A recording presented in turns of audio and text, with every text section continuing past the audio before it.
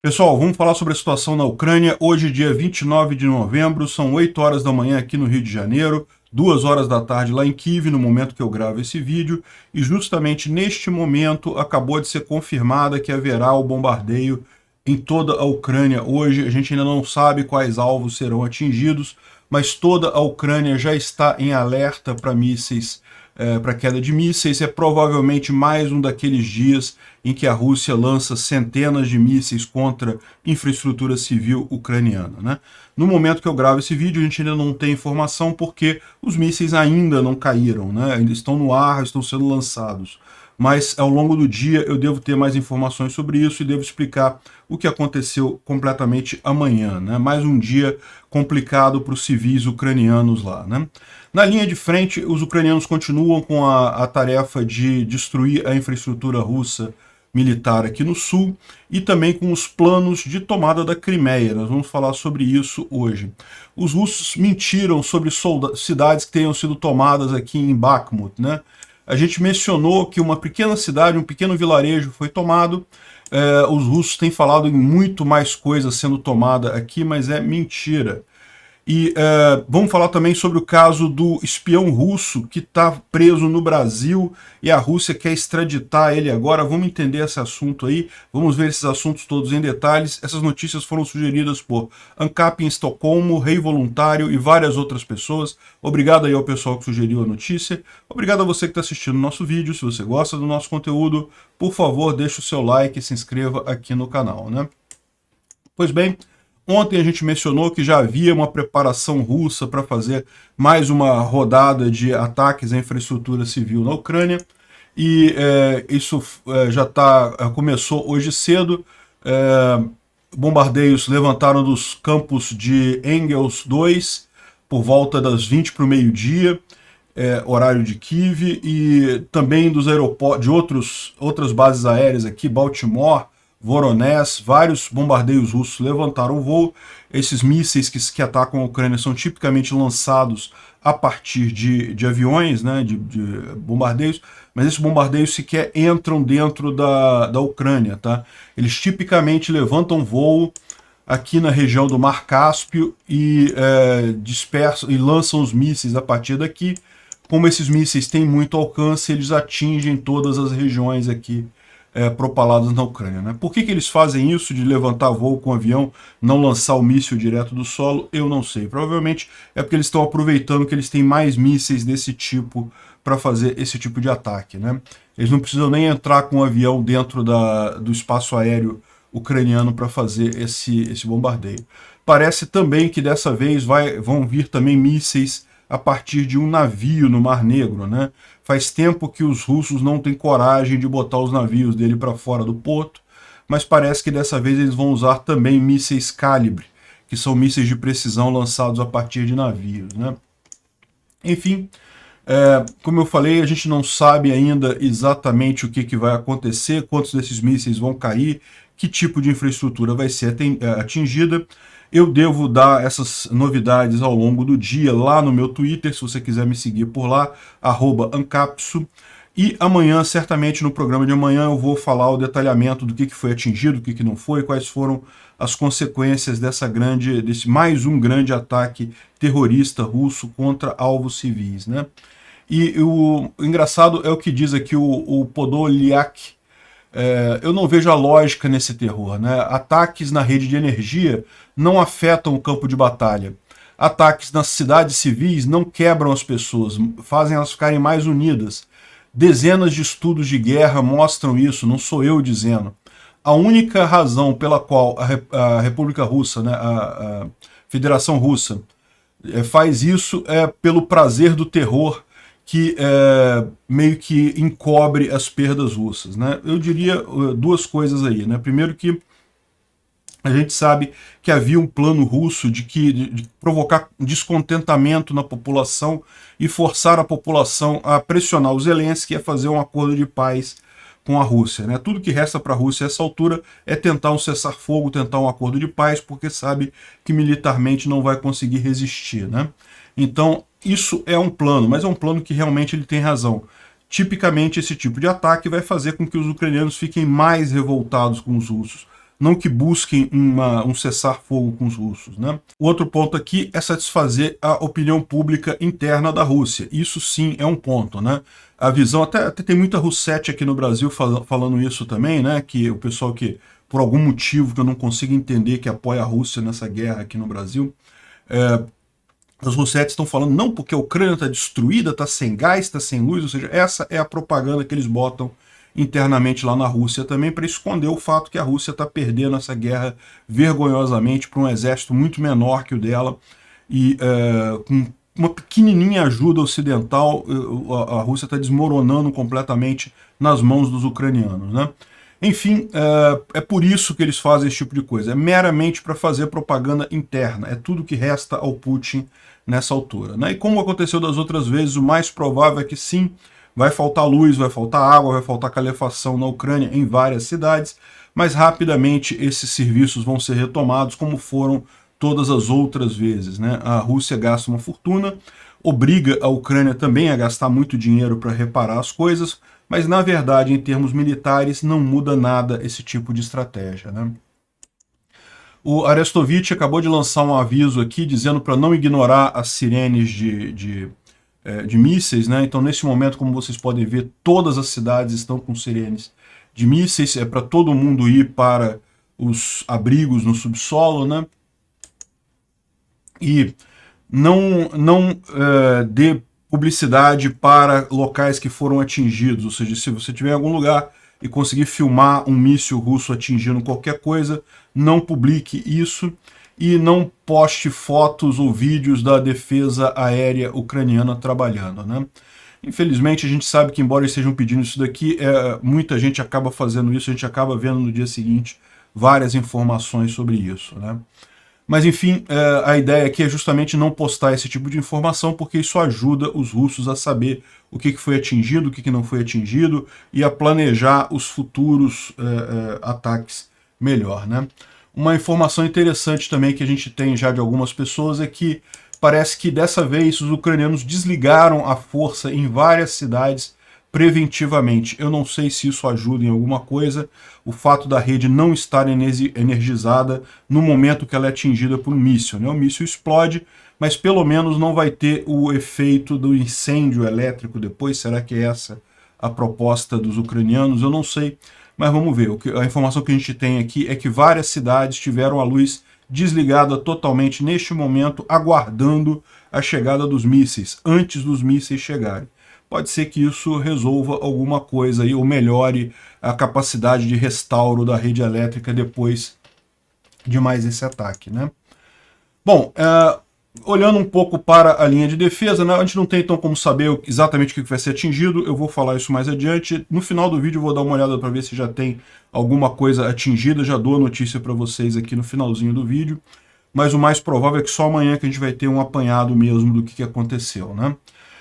Na linha de frente, os ucranianos continuam com a campanha deles de atingir as bases russas aqui na retaguarda, com uma coisa curiosa, né? Na região de Zaporizhia, os ucranianos destruíram uma ponte no vilarejo de Starobordanivka, que estava sendo usado pelos russos para transportar armas, né? Starobordanivka fica nessa região aqui, próximo a Tokmak, e eu suspeito, se for isso realmente é uma coisa importante, né?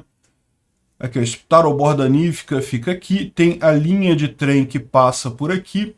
Essa linha de trem, se essa ponte que foi destruída, isso é um dano muito grande para os russos, mas eles estão falando que Starobordanivka é mais aqui em cima, então pode ser provavelmente alguma ponte rodoviária que passe aqui, apesar de que a ponte ferroviária é a mais significativa que parece aqui nessa região, né? Então, realmente, se for essa ponte aqui, isso aqui é uma enorme vantagem para os ucranianos, mas não temos confirmação ainda de qual ponte que foi destruída, né? Skadovsk também foi atingida pelos mísseis ucranianos, né? Atingiram os depósitos de munição e centros de controle russos que tem lá. E se você olhar aqui, na verdade, a informação que a gente tem é que Skadovsk foi atingida e também Henichesk. E aí é que vem a grande questão, né? Porque Skadovsk, ok, são 60 quilômetros a partir da linha de frente, então dá para usar HIMARS sem problema. Mas se você olhar aqui, Henichesk ela já fica além do alcance dos HIMARS. Mesmo aqui na região mais próxima, ainda dá uma distância de mais de 100 quilômetros aqui. Então, é estranho imaginar o que os ucranianos usaram para atingir essa base aqui em Henichesk, né? De qualquer forma, parece parte da campanha ucraniana realmente de eliminar essas bases russas que tem aqui no sul da região de Kherson, né? Em um outro ponto da frente de batalha, aqui é Bakhmut, batalhas muito ferozes lá, cidade totalmente destruída. Isso daí a gente já sabia, a gente já tem essa informação. Mas o que tem saído de informação ou de desinformação russa é que os russos teriam avançado, teriam tomado um monte de cidades ali na região, deixando os ucranianos praticamente cercados na região. Mas isso é falso, tá? Houve, de fato, uma cidade pequena tomada, a gente falou sobre isso ontem, mas é uma cidade muito pequena, não faz uma diferença tão grande ali. É lógico, é preocupante do mesmo jeito, porque indica um avanço russo real naquela região, mas as outras cidades todas que os russos estão dizendo terem tomado, na verdade, não tomaram, né? Não há esse cerco em Bakhmut, como os russos estão dizendo no Telegram. A gente vai falar em mais detalhes aqui quando a gente falar sobre o Arestovich e também o Instituto para o Estudo da Guerra, que fala que eles disseram tomar toda essa área aqui em amarelo, ó.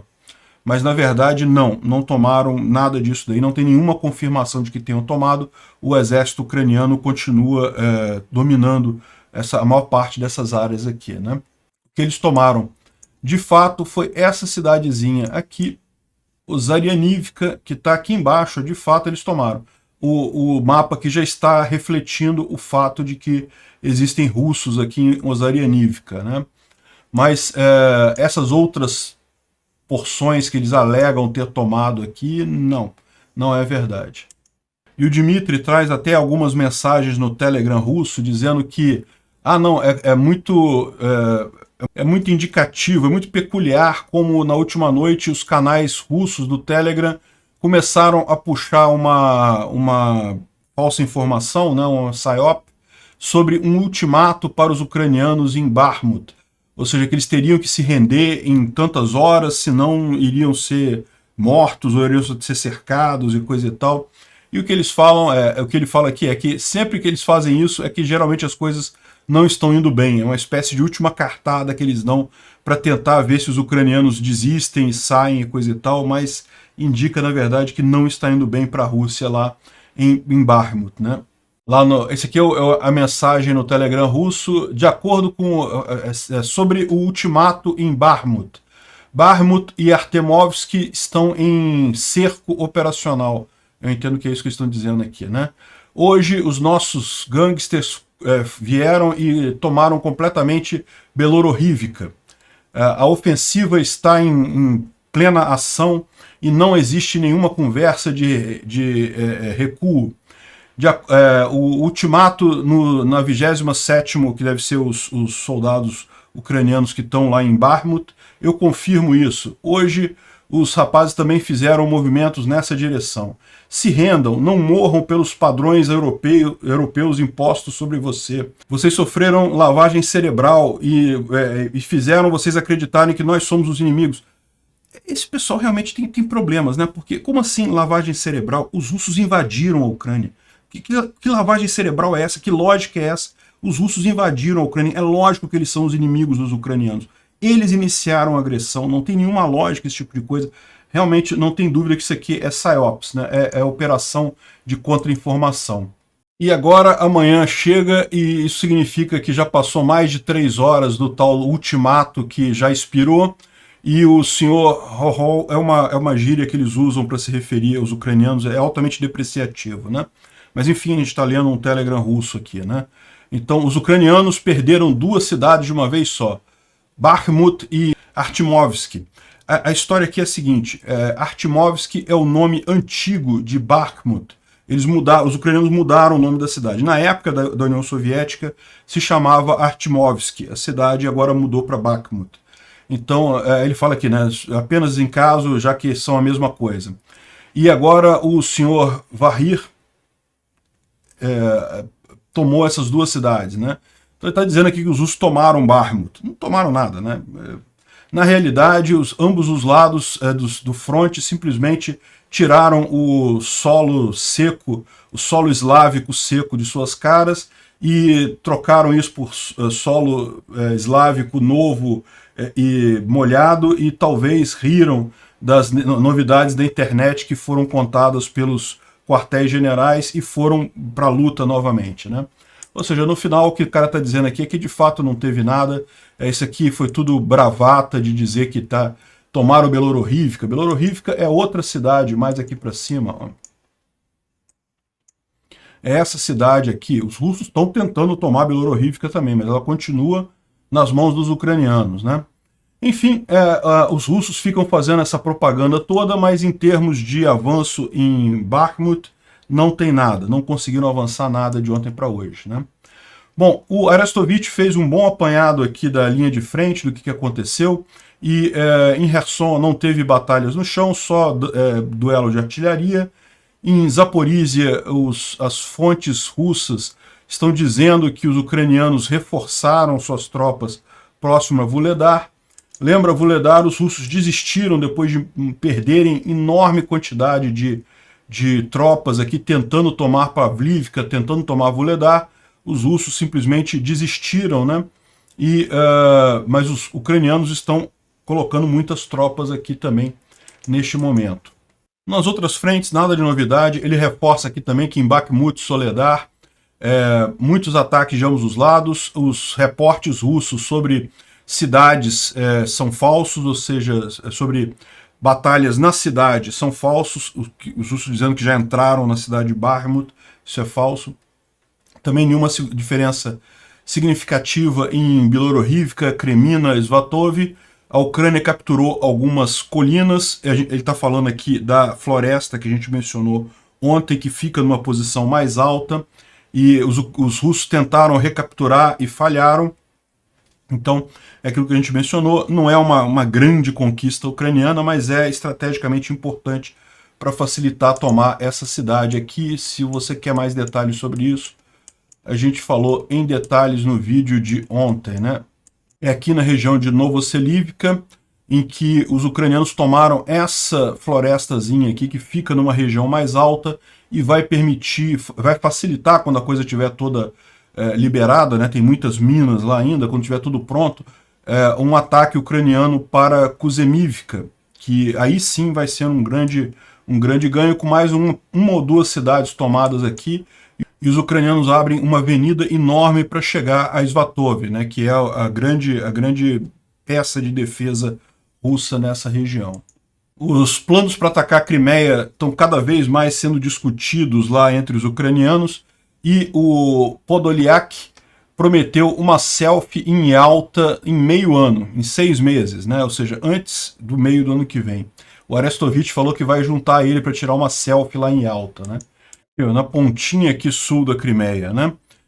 E é uma região turística. Aliás, a Crimeia tem muito isso, muita região turística, muito lugar bonito, assim, para você passar férias e coisa e tal. Então daí a brincadeira deles, né? Mas, segundo ele está dizendo, a Crimeia é uma região muito difícil de defender, principalmente sem a ponte da Crimeia.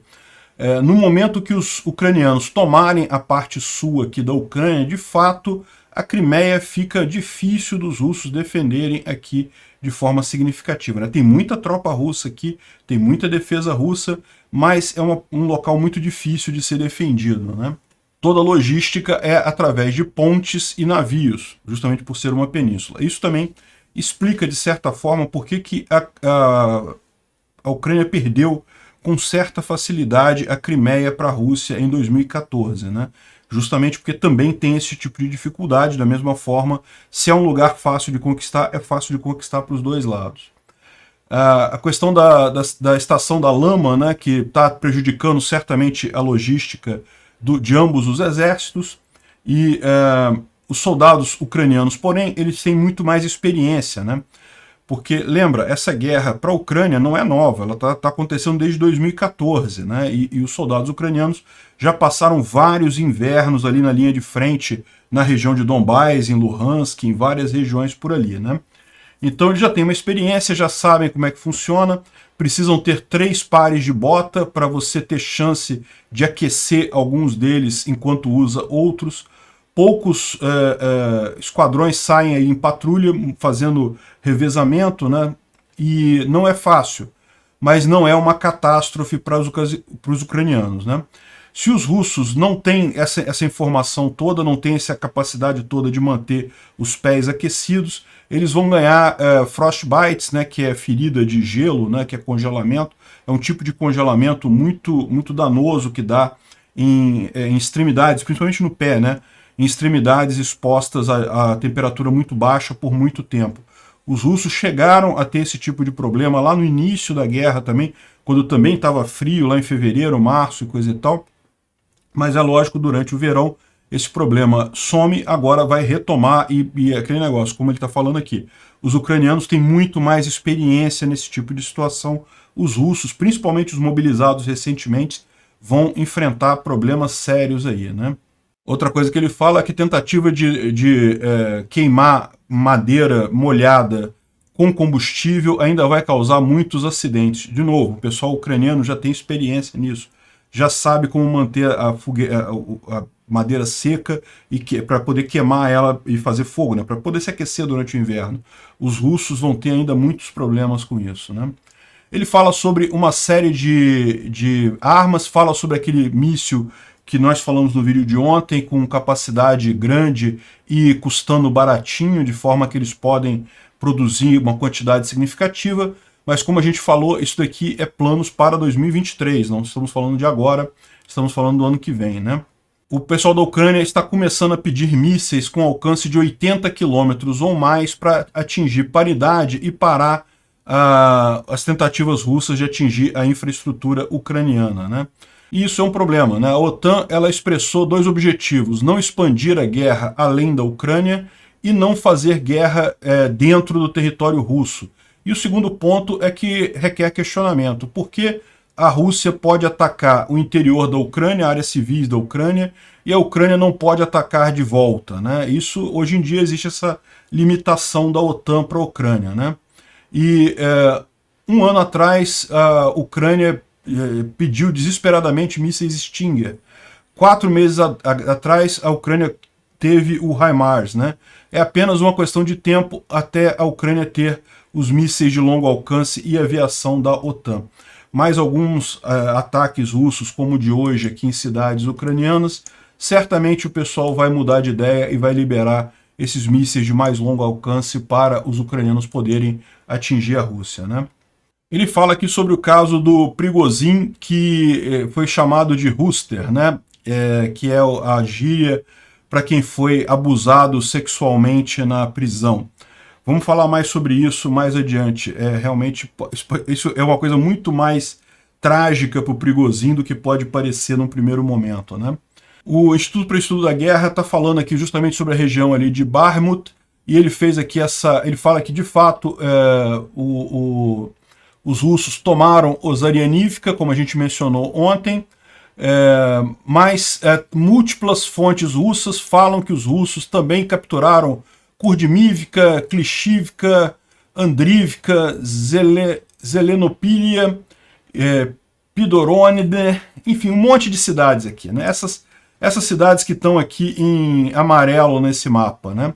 Todas teriam sido tomadas pelos russos, e daí isso seria um cerco operacional à cidade de Bakhmut. Mas o fato é que não, né? Primeiro porque a Bakhmut ainda tem 2 linhas de saída significativas, né? Estradas grandes, e várias outras menores por aqui também. Então não há cerco em Bakhmut, mesmo se os russos tivessem tomado essa cidade. Mas, mais do que isso, o pessoal do Instituto para o Estudo da Guerra fala que não tem nenhuma evidência de que os russos tenham de fato tomado essa cidade, né? Então não faz sentido isso. Isso é só propaganda russa, como a gente já mencionou, né? Ele fala sobre a situação de Belarus aqui, né? Como a gente mencionou ontem também, a Rússia quer que Belarus entre nessa guerra, mas segundo ele está dizendo aqui, as tropas russas que estão lá em Belarus estão só treinando, não estão participando de nenhuma, não há indicação de que vão fazer um ataque pelo norte da Ucrânia, né? Mas de qualquer forma, é aquele negócio, né? é uma ameaça que faz com que a Ucrânia precise deixar tropas na linha de fronteira com Belarus. Então acaba sendo realmente uma coisa efetiva, né? Ele fala aqui sobre o caso dos bloggers militares russos reclamando da decisão do Ministério da Defesa de limitar a importação de bens pela alfândega russa. A gente falou sobre isso ontem. E aqui, lembra, esse relatório do Instituto para o Estudo da Guerra sai um dia antes, né? Então aqui ele está falando que justamente as forças russas estão preparando uma nova onda de mísseis para atingir na Ucrânia, que deve acontecer na semana que está começando agora. E, enfim, é o que está acontecendo neste momento, né? Uma outra informação importante que ele dá aqui é o seguinte, que tem se discutido muito, a gente chegou a fazer vídeos sobre isso, da possibilidade dos russos abandonarem a usina nuclear de Zaporizhia, né? Lembra essa usina que fica aqui nessa região de Enerhodar, aqui em Zaporizhia, é a maior usina nuclear da Europa inteira e está em controle russo desde o início dessa guerra e existe essa discussão. A gente falou sobre isso, tem várias evidências disso, né? Muitos colaboradores russos saíram da cidade de Enerhodar, muitas tropas russas foram vistas deslocando coisas, saindo dali, né? E tem alguns bloggers falando sobre acordos com a IAEA e com a ONU para liberar essa usina que seria controlada pela IAEA. Então a ideia seria que os russos sairiam daqui, seria criada uma zona neutra, né? Uma zona controlada pela ONU para evitar danos nucleares na usina de Enerhodar, né? E o que ele fala aqui é que ontem houve uma negação por parte do Kremlin, né? O Kremlin disse que não há nenhum plano de abandonar a usina de Enerhodar. Então agora a gente sabe que é certeza. Está confirmado, os russos vão abandonar Enerhodar, porque nada você pode acreditar até o Kremlin negar, né? Quando o Kremlin nega é porque a coisa é certa. Aí vamos ao caso do convicto que chamou o Prigozhin de Rússia. E bom, essa é a história quente do dia, né? Antes de entrar nessa história, eu devo avisar vocês que tem algumas descrições que são meio sexuais, de natureza sexual e de violência, que são bem aterradoras aqui. Então, se você é uma pessoa sensível ou está com crianças assistindo esse vídeo, eu sugiro que você pule essa parte. Eu vou evitar falar os palavrões mais baixos aqui, mas não tem como descrever essa história sem chegar nesse nível, né? Pois bem, esse daqui é um ex-prisioneiro chamado Grisha Moskovsky, que seria o nome dele, né? E ele está com um amigo chamado Sasha, e ele seria um thief-in-law. Como eles explicam aqui no texto, nas prisões lá da Rússia, você acaba tendo um sistema de castas lá nas prisões, né? O pessoal que são os mafiosos de mais alto nível são os thief-in-law, ou seja, os ladrões na lei, né? Ou seja, enfim, são os comandantes da prisão, né? Os caras que mandam, seriam chefes de facção aqui no Brasil, talvez com alguma equivalência, né? Então são os caras que mandam na prisão. Esse cara, ele já foi prisioneiro, ele está fora da Rússia, ele está num lugar que ninguém sabe onde é que é, e está falando isso daí, botou no Telegram, mas ninguém sabe onde ele está, né? E ele está contando aqui que vai falar a verdade sobre o que aconteceu com o Prigozhin na cadeia. Ele serviu junto com o Prigozhin na cadeia. O Prigozhin, muito antes da Rússia, muito antes dele montar o grupo Wagner, muito antes de ter uma carreira, ele foi preso. E segundo diz o cara aqui, o Grisha, ele foi preso por pedofilia. E na prisão de lá, como é comum aqui na prisão aqui do Brasil também, o pessoal que é preso por estupro, pedofilia e coisa e tal, é tratado de forma particularmente cruel pelos demais presos, né? Então, como ele diz aqui, o Prigozhin foi rebaixado para o que eles chamam lá de Rússia, que seria a classe mais baixa da prisão, seria a casta mais baixa, né? E como ele diz aqui, o Prigozhin é um pederasta, aqui ele está chamando de fagot, né, que seria, traduzindo, xingamentos, né, seria um homossexual e um molestador de crianças, né? Então ele foi rebaixado a esse nível, né? E o Grisha continua falando aqui que ele sabe o lugar dele, ele concordou com o lugar dele, ou seja, dormir próximo do banheiro, que é onde o pessoal obrigava os Rússia lá, né, essa classe mais baixa, a dormir, né? E agora você que está se unindo ao grupo Wagner, está se concordando em servir sob a bandeira de um pederasta, né? O seu comandante é um pederasta. Você agora está se equalizando com um pederasta. De fato, você está se tornando abaixo de um pederasta, né? Um pederasta que pessoalmente chupou o meu por diversão, né?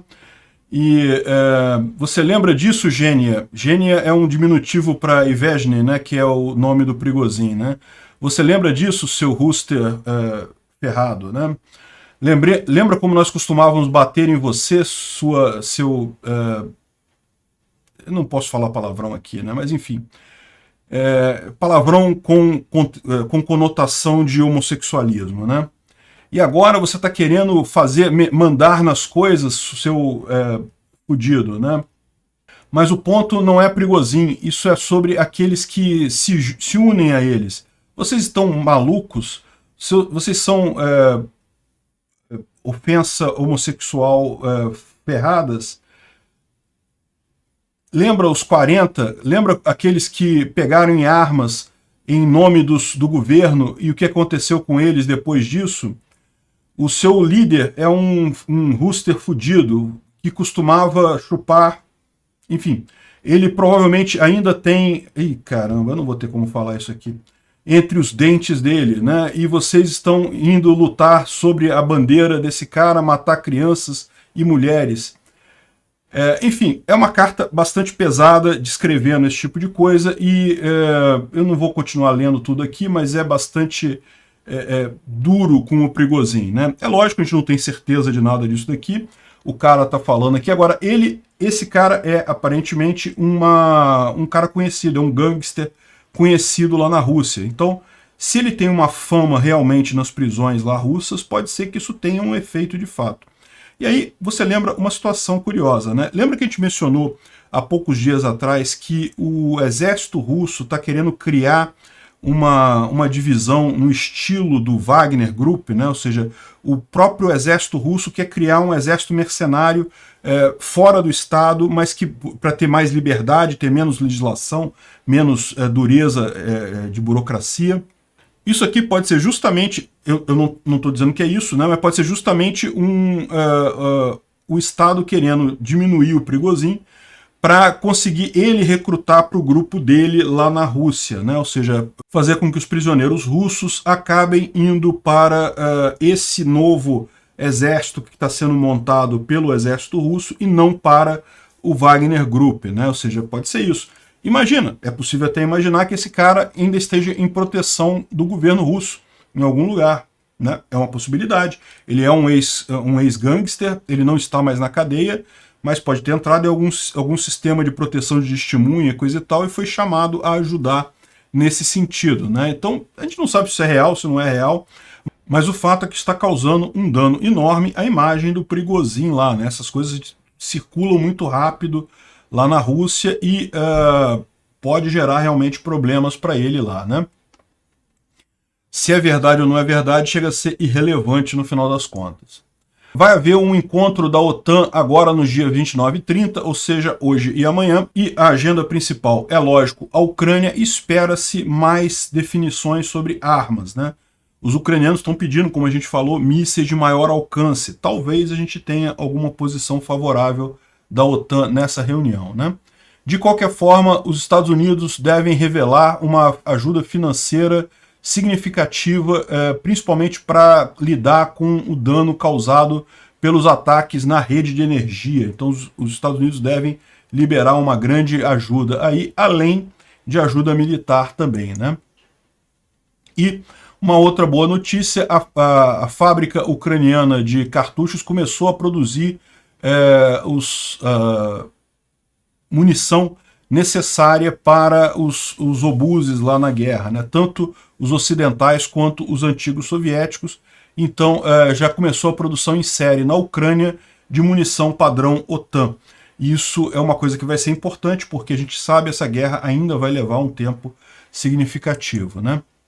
Bom, vamos falar sobre o espião russo que está preso aqui no Brasil, foi condenado a 15 anos pelos brasileiros E a gente começou a falar sobre essa história lá no início dessa guerra, né? Essa pessoa com o nome Victor Miller Ferreira era, na verdade, um nome falso. O nome do espião russo deve estar em algum lugar aqui, a gente vai chegar nele. Victor Miller Ferreira era o nome falso que ele se dizia brasileiro, tinha documentação brasileira falsa. Ele é um espião da GRU, né? A GRU é a... Quando a KGB se desmanchou na época soviética, ela deu origem a várias agências, e a GRU é a agência que corresponderia, a grosso modo, à CIA americana, né? O FSB também tem parte da interferência internacional, mas é mais direcionado para a segurança interna. Então seria o FSB é o FBI, né? Grosso modo, ou a Polícia Federal aqui no Brasil. Enquanto o GRU seria a CIA lá nos Estados Unidos, ou aqui no Brasil a ABIN, né? Nem sei se a ABIN tem inteligência em outros países, né? Aqui no Brasil a gente é tão atrasado nisso, mas enfim. A GRU é justamente esse órgão que esse espião faria parte, e ele falsificou documentos brasileiros para tentar entrar no Tribunal Penal Internacional, e quase conseguiu, ele quase conseguiu um estágio no Tribunal Penal Internacional, o que seria uma tragédia isso, porque ele teria acesso a casos e mais casos contra os russos nessa guerra, e poderia mandar informações privilegiadas para os russos se defenderem num eventual processo lá em Haia, né? Mas felizmente foi descoberto a tempo. Como ele estava com documentação brasileira, ele foi mandado para o Brasil, e as autoridades brasileiras prenderam ele, condenaram ele por uso falso de documentos a 15 anos de cadeia. Ele está preso no Brasil. Aí agora o que aconteceu? A Rússia fabricou um caso criminal contra ele, para extraditar ele, né? E aqui o Cristo Grozev acha muito engraçado que o Miller Ferreira foi enviado para o Brasil, para o aeroporto GRU, né, que na verdade é Guarulhos, né, o aeroporto de Guarulhos, que por um acaso tem o mesmo nome da agência de serviço secreto russo lá, né. Esse caso saiu também no Domingo Espetacular, falaram como o espião russo se passou por brasileiro nos últimos anos. Ele não falava português, ele dizia que, embora ele fosse brasileiro, ele cresceu acho que na Alemanha, ele falava alemão e coisa e tal, enfim. E chegou até o Tribunal Penal Internacional de Haia. Ele quase foi contratado como um estagiário, mas foi descoberto antes disso, né? E aqui tem uma thread explicando em detalhe isso daí, né? Que ele iria começar a trabalhar para o International Crime, ICC deve ser, é o Tribunal Penal Internacional, né? E foi mandado para o Brasil, e agora a Rússia está dizendo que ele é um drug dealer, ele é um traficante de drogas. Então está aqui o caso que os russos fizeram, inventaram que ele estava envolvido numa passagem de heroína, né, de cartel de heroína e coisa e tal, e mandaram esse caso para o Brasil, para as autoridades brasileiras. Estão pedindo, o nome real dele é isso aqui, ó. Sergei Cherkasov é o nome real dele, e daí eles estão pedindo a extradição dele por esse outro caso, né? Isso é um truque que eles estão fazendo. Evidentemente, o espião é um espião russo. Se o Brasil extraditar ele para a Rússia, ele não vai ser condenado a nada. Se for condenado, vai ser condenado a uma pena mínima e vai acabar voltando ao serviço secreto russo lá.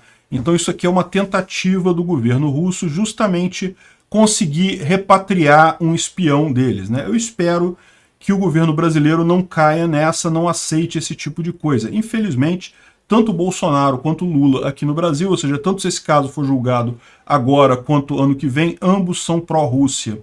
Então, infelizmente, eu não vejo muitas perspectivas nisso daí. A minha torcida é que para os juízes que vão analisar esse caso aqui no Brasil, tenham um pouco mais de bom senso e reconheçam que não dá para extraditar esse cara. Esse cara tem que cumprir pena. Ele é um perigoso espião internacional, né?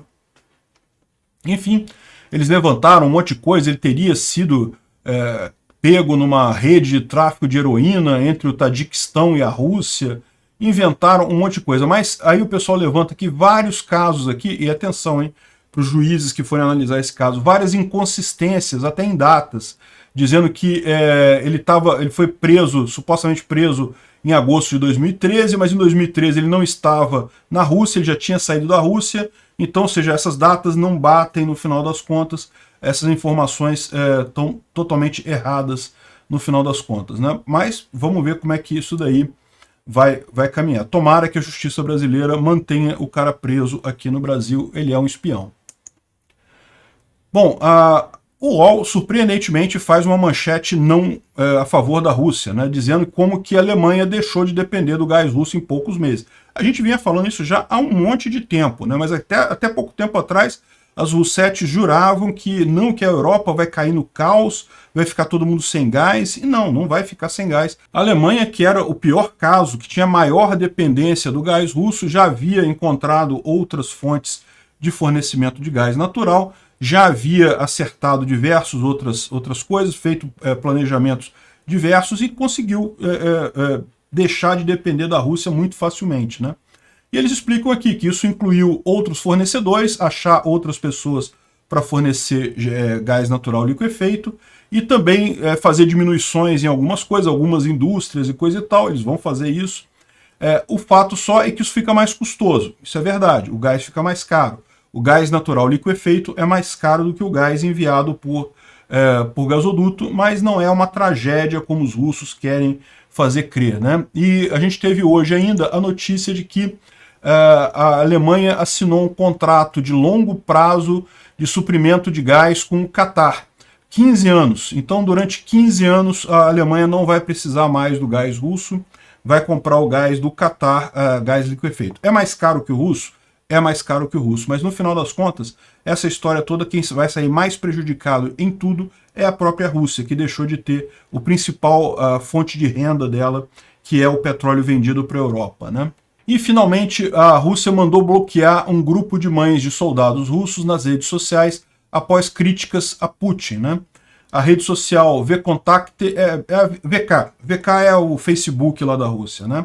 Um grupo de familiares de soldados que pressionam o Kremlin, pedindo a volta das tropas, conselho de esposas e mães. A página foi bloqueada porque eles estavam criticando o Putin, né? Lembra que o Putin, dias antes do domingo, né? O domingo foi o Dia das Mães lá na Rússia, né? Dias antes ele se reuniu com várias mães, mas era tudo falso aquilo ali, e as mães verdadeiras que estão reclamando dos filhos, que querem a volta dos filhos, essas foram bloqueadas no VK lá na Rússia, né?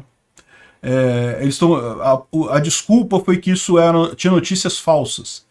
Fake news é o que eu falo para vocês. É lógico que ninguém é a favor de notícias falsas. O problema desse negócio das pessoas que dizem que temos que combater notícias falsas, temos que combater fake news, é justamente que isso, no final das contas, acaba sendo usado para calar qualquer pessoa que fala contra o governo.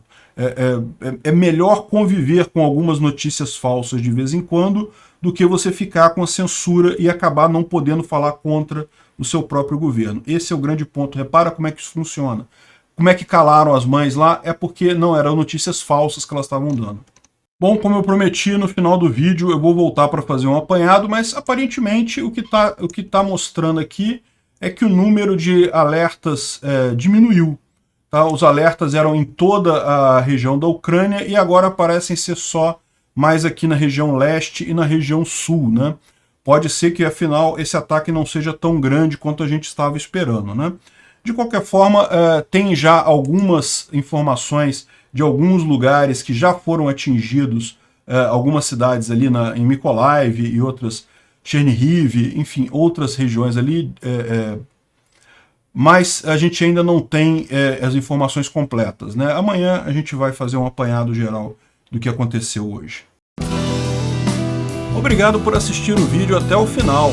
Além de curtir, compartilhar e se inscrever no canal, considere se tornar patrocinador com valores a partir de R$ 1,99. Clique no botão Seja Membro abaixo para saber as condições e vantagens de patrocinar o canal.